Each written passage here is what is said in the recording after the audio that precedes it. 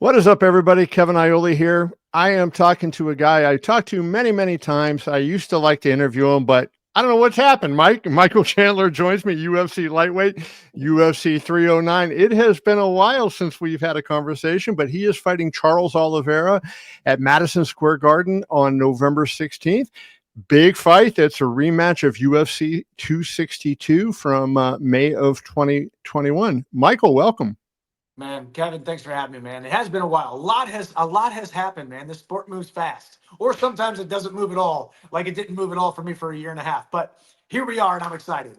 So let's go into this. I know everybody wants to ask you about Conor McGregor and the decision to wait. I want to ask you this: what impact did that decision have on you in terms of your readiness to fight? Like you have this uncertainty of when the fight is going to be, right? So are you training? Are you just working out? Like, what did you do in all that period of time to keep yourself ready, both physically and mentally?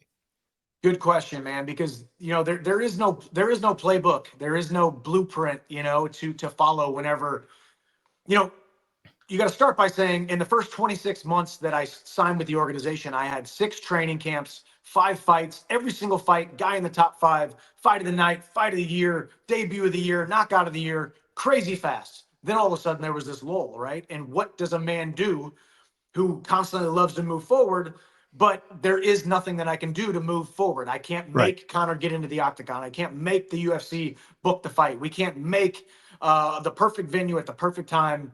And obviously, we had the Ultimate Fighter. That was a fun process for a couple months, actually filming it and then watching it go on ESPN. But man, I just stayed built up. I tell you what, I spent a lot of time away from my wife and sons. Spent a lot of time with them. Fell back in love with just being a father, being a human, being a man. My businesses were thriving. They all built endorsement deals and sponsorship deals and partnerships and growth. Man, everything grew exponentially.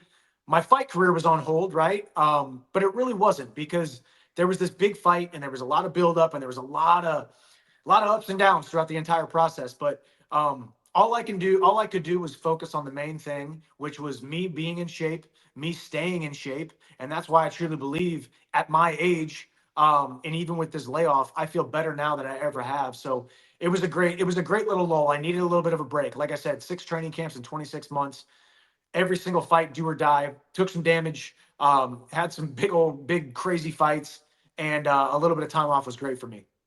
Yeah, when I look at your record, I wrote this down before we talked. 2018, 3 fights. 2019, 2 fights. And 20, because of the pandemic, you just had 1. But then you go back 2021, 3 fights, 22, 2 fights. So you're a guy that is used to being active. So what is the practical impact when the bell rings on November 16th and Charles Oliveira starts walking towards you? Do you feel it'll take, you're always a fast starter. You come guns a-blazing when the bell rings. Do you think it'll take you a little bit of time to get your sea legs? Like, are you going to be, right from the get-go, do you feel like you're going to be the old Mike Chandler?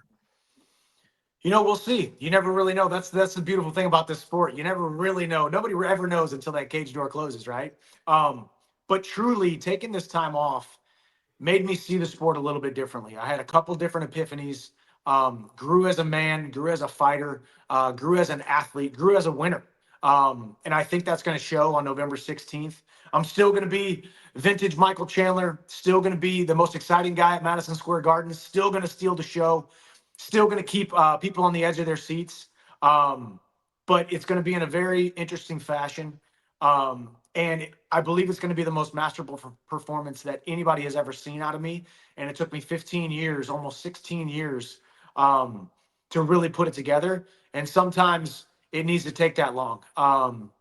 So I've got no worries at all about, quote unquote ring rust.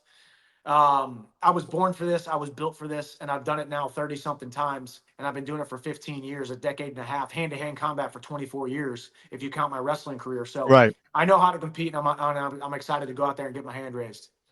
A lot of people may not remember this, but I sure remember it. Bellator 58, November 19th, 2011, one of the best fights of that year, of any year, against Eddie Alvarez. And here you are 13 plus years later, still doing it at that high level. But here's one of the things I wonder, Mike, when you look at that. you developed that reputation back in that first Alvarez fight, or in that Alvarez fight, for just an action style. Do you feel like there have been any fights along the way where you tried to live up to that expectation of this exciting Michael Chandler, and maybe you lost a fight that you could have won because you fought outside yourself and were trying to please the fans and excite the fans as opposed to win the fight? Yeah, probably 5 or 6 of them. 5 or 6 of my losses. Um, but honestly, Kevin, I've never gone into the octagon wanting to try to entertain. I've never once looked around the crowd and thought, wait till you guys see what I'm about to do. I'm here for you. It's always been about competition for me. Mm-hmm. But if you went all the way back to a freshman year in high school, wrestling, that's how I did it. I wanted to get my hands on you. I wanted to put a pace on you to break your spirit. Mm-hmm. College, even more under Missouri wrestling, Mizzou, Tiger style, wrestling hard for 7 minutes. Now, there's a lot more weapons, a lot more danger in a mixed martial arts fight, so you got to be a little bit smarter. And I've started to realize that a little bit more now. But yeah, definitely. But I've never actually gone in there to try to entertain. It's just a beautiful thing when you're that entertaining and you're not trying to be. That's when you know you're doing what you were called to do. And I know I was called to this sport and hand-to-hand combat. November 16th, like I said, I'm going to steal the show. That UFC 262 fight with Oliveira was one of the best fights of that year, right? That was a phenomenal fight. There were times it looked like Michael Chandler was, this far away from being the UFC champion. You ended up getting knocked out at 19 seconds into the second round. So what do you have to change in the course of the way the fight goes to get it done and change the outcome from 2021? So many things. I go back and I watch that fight, and to me, that version of me is unrecognizable compared to who I am today, how I'm sparring, how I view the sport, my ring generalship, my skill set, my movement, my pace, and even a big change from my last fight against Poirier, man. I've completely changed my mindset on what the sport looks like. It's still going to be fast. It's still going to be exciting. It's still going to be dominant. But I can guarantee, without a shadow of a doubt, that the best version of me that we have ever seen is stepping into the octagon November 16th. And it's not because I've changed a bunch of things, and not because I've had a great training camp. I needed time off. I needed time to stop. I needed the sport to be taken away from me in order for Mm. me to fall back in love with it and fall back in love with the grind. Because I can grind all day long, and I work harder than anybody else. I'm more disciplined in the kitchen. I'm more disciplined in the gym. I'm more disciplined in my training. I'm more disciplined in my recovery than anybody in the entire sport, maybe in the history of the sport. And I will stand on that hill and plant that flag. I believe that. But I haven't always competed that way. November 16th, I compete that way. I deserve to win, and I will get my hand raised. I will be the number one contender. I will fight Islam or Arman, whoever is the champion, if they fight in January or whatever they fight, and I will win the title in 2025, and I will be the oldest lightweight UFC champion in 2025. That would be an incredible accomplishment. I guess Bruce Buffer may introduce you as the MSG Kid because now 3 of your last 4 fights will have been at Madison Square Garden. So you're a regular at the big house. There's not a lot of people, a lot of great fighters who've never fought at Madison Square Garden. And here you are. John Jones in the main event will be making his Garden debut. And here you are doing it 3 of your last 4 fights. Let's wrap with this, Mike. Everybody, as I mentioned before, wants to know about Conor McGregor and everything. To me, it looks like he's never going to fight again. Will you be okay with your career if you don't stand opposite Conor McGregor in the octagon? Yeah, I mean, if Conor comes back, or if Conor never comes back, it was a season of my life. It was a decision I made. I hold no ill will towards him, the UFC, how it all worked out, man. Accountability is a superpower. And my superpower is how accountable I am to my own actions and my own decisions. A man must stand firmly and confidently on the decisions that he makes, even if it's the wrong decision.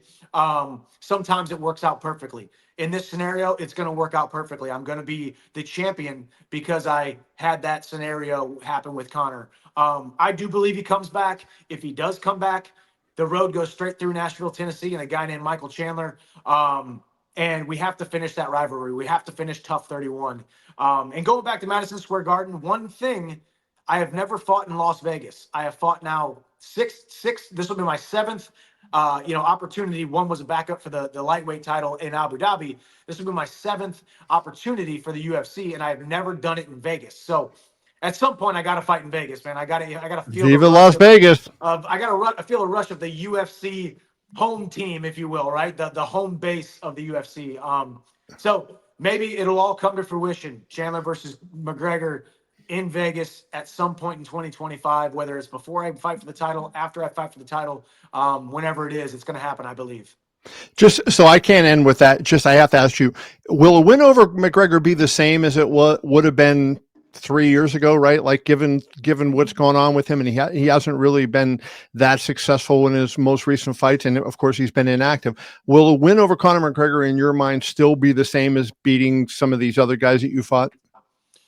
Man, I've fought nothing but the toughest dudes in the entire division. You go back Right. to the lightweight rankings of when I signed September of 2020. When you talk about, and you kick Khabib out of there because Khabib retired, but every single other guy, including Conor McGregor, was ranked inside of the top 5, and I have fought every single one of those guys, and either beat them or been in a hell of a fight. To answer your question, I don't think that's the public sentiment. I don't think people see Conor as guys like a Charles Oliveira, a Poirier, Right. a Gaethje, and Armin. But Conor McGregor is the biggest star in the sport, the biggest star power in the sport. He must be respected for what he has done and who he is when he actually competes. Conor at the club and Conor at bare knuckle and Conor on his yacht, that's one thing. But he does believe in himself, and self-belief is the most important thing that us fighters can have inside of the octagon. So when he steps into the octagon, whether you love him or hate him or believe in him or don't believe in him or think he's washed up or think he's going to be champion, Conor McGregor believes in himself, and he's a scary individual. So we'll see if that fight ever happens. I will prepare for it like I'm preparing for the #1 guy in the world, as I always have. UFC 309, November 16th. You will see Michael Chandler against Charles Oliveira. And I'm just going to end this interview saying this. If there is a fight in 2025 and it's not a title fight, maybe Michael Chandler and Max Holloway in Las Vegas would be a lot of fun. That would be a good one. Kevin, let me give you my road real quick. All right. I've Okay. already got it mapped out. Charles Oliveira, November 16th. I beat him. I become the #1 contender. I'm sitting cage side watching Islam and Armin the first month or so of 2025. Right. Then we go into Ramadan. I believe Islam wins. Ramadan means Islam can't be in training camp February, March. Won't be able to fight till at least June or July. If Conor is able to come back, I can fight Conor in March. Then I can fight Islam in June or July, beat him. By that time, same night, Max Holloway, who has moved up to lightweight, fights a top 5 guy, becomes the #1 contender.